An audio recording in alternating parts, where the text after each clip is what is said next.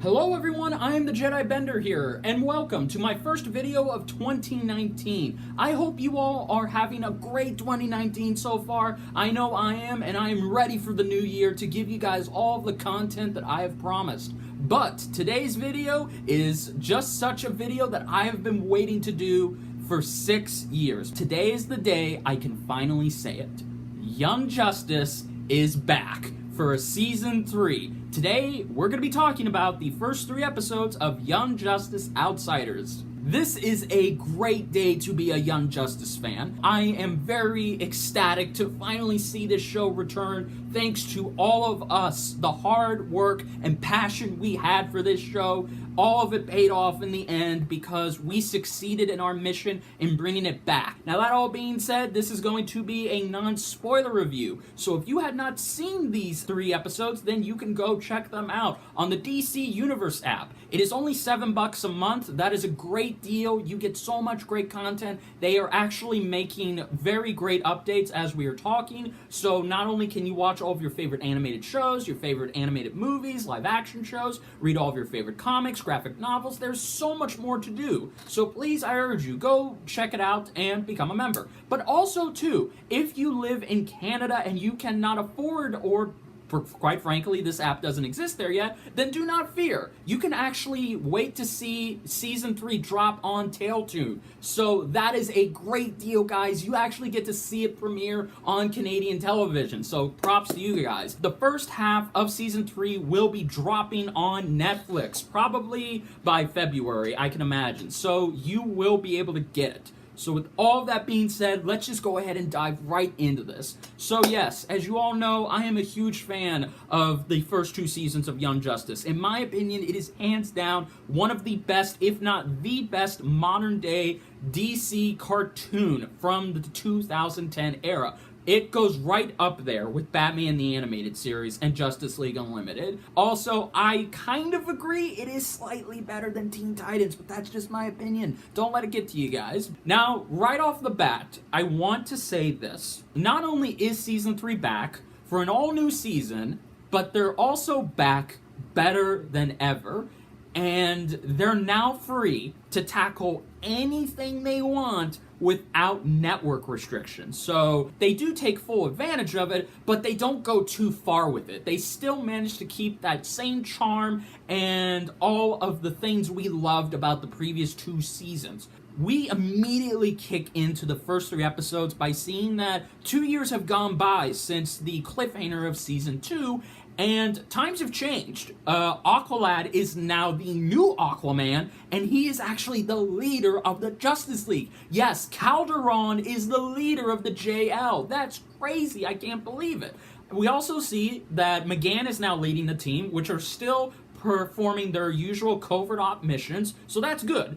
But we also see that there is something going on with the Justice League and something happening in Markovia. On the Markovia side, we actually see that there's a huge metahuman trafficking ring going on, and all of this is in league with the actual royal family of Markovia. So a lot of stuff is going down between the royal family, and I dare not spoil what happens. And we also have the Justice League going through some harsh, dark times. They're actually placed in a Civil War style scenario. Now, does that mean that they're ripping off Civil War? No. They're just putting their own spin on it. They are basically under United Nations restrictions, therefore halting them to where they can and cannot go. So, for example, if they wanted to go on a humanitarian mission, they can't without clearing it through the government and the proper channels. So that means they have to be told who they can save and who they can't save. So that kind of does cripple them,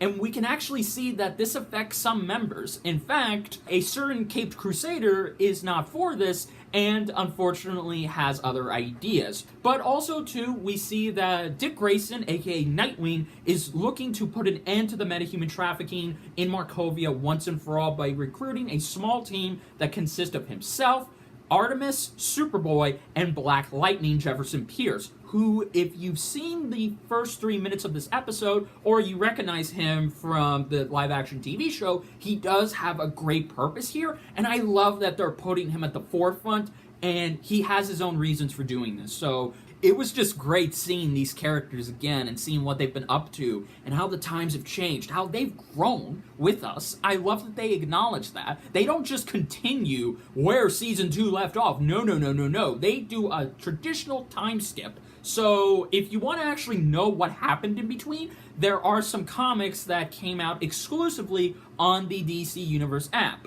Guys, I just loved these first 3 episodes. The characters are just amazing, really just well executed. The voice actors come back and deliver the same raw, emotional, and quite frankly, great performance that they have done in the first 2 seasons. To the point where, once again, like said first 2 seasons, I don't even hear the actors. I hear the characters. I hear the words, and every time they talk, it literally matches up. So the dialogue and the writing has stayed consistent. In fact, I think it's gotten slightly better. They definitely are not teenagers anymore. The old team, they've grown, and they sound like they've grown. So I love that they don't have them with that teenage mindset and perspective. No, they are adults now. So that's great. And we also get some great new ones that are coming, like Forager. I can't wait for that. So yes, there are just so many new characters, and they don't rush through anything. That's also a great segue into the pacing. All of these 3 episodes were perfectly paced. You're getting everything at a consistent basis. Like, it's not overflowing or going past your head like a typical DCEU film.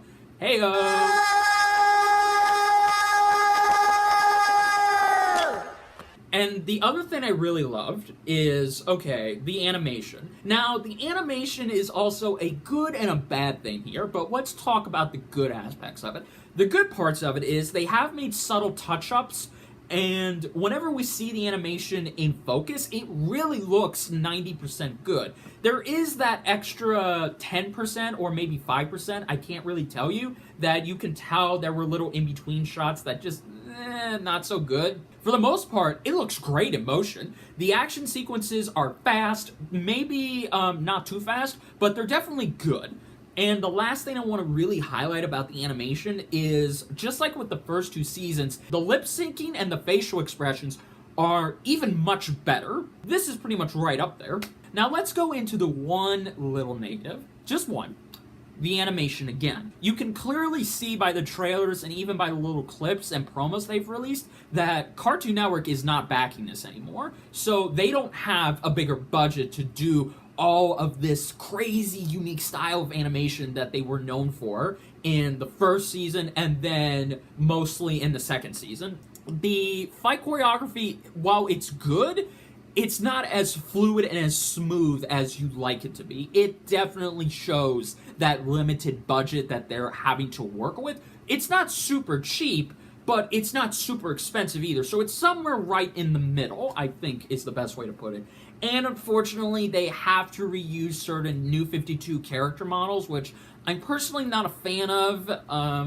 Like, there's a scene where you literally see a Bat Family character, not Robin, but you see them, and it's the same model from the animated film that they were in. So, but for the most part, everyone's character models looks fine. It's just, it could be a lot better, but I will say this, it grew on me pretty fast. It wasn't something that took me out of the moment. It was something that definitely was noticeable, but depending on your taste, I think it mostly will be fine. If you really just look at this animation as its own thing, as something that has grown with the first 2 seasons, then once again, I think you'll enjoy it. But I just want to make sure I point that out. So, yes, with all that being said, I think Season 3 is off to a great start. They are able to finally tackle some great mature adult themes. If you are intending to show this to your kids, for those of you who are under the age of 12, I would not recommend you watch this. There is blood. There is people getting shot, stabbed, face burned off, if you can believe that. There is just, and the way they tackle the situations, it is something that would never have flown on the Cartoon Network radar. Just wouldn't. So, yes, to see it back, tackling these situations in a very adult-like manner and not playing around with us and not holding our hands throughout it, no, they do not. But also, at the same time, giving us that charm and the very thing we fell in love with that made this show great.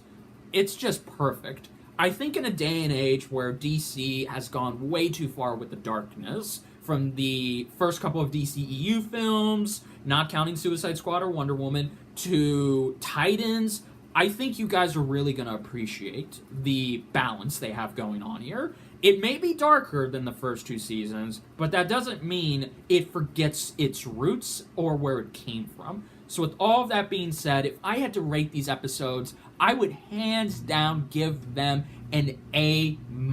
That is a great start to Season 3, and I'm very excited to see where this whole season goes. And also, too, guys, I just want to thank the whole crew. Brandon Vanetti, Greg Wiseman, the character designer, Phil, the writers, the voice actors, everyone involved in the making of this current season. Thank you all so much from the bottom of my heart for giving us what we've asked for and also what we've also just wanted. Because without you guys, we wouldn't have this show. And I really think that kind of goes both ways. So thank you to the whole crew for Young Justice, and I look forward to seeing how Season 3 is going to turn out. If you're wondering, will I be covering these episodes week to week? The answer is unfortunately no, I cannot do that. But, however, I will be covering the first half of Season 3 once it wraps up by the end of January. So come back here to hear my thoughts about that. So, yes, guys, thank you all so much for enjoying this. If you did, then please hit that like button. And if you are new to my channel and you want to stick around, I would love to have you. Please hit that subscribe button. But if you also want to be notified the minute my videos go live, then please, please, please hit that little notification bell. Let's get a discussion going about this. Let's not stop here. I want to know your guys' thoughts. Are you excited for Young Justice's return? Or are you not excited? If you are, please try and be civil about it. No flame wars here. And if you have seen the first 3 episodes, let me know what you thought of it. Please, no spoilers. For those who do not have access to the app or can't afford it, just please, I ask, no spoilers. So with all that being said, guys, this is the Jedi Bender saying thank you all so much. And until then, be here, my friends. And I'll see you guys for the next one. Goodbye, everybody.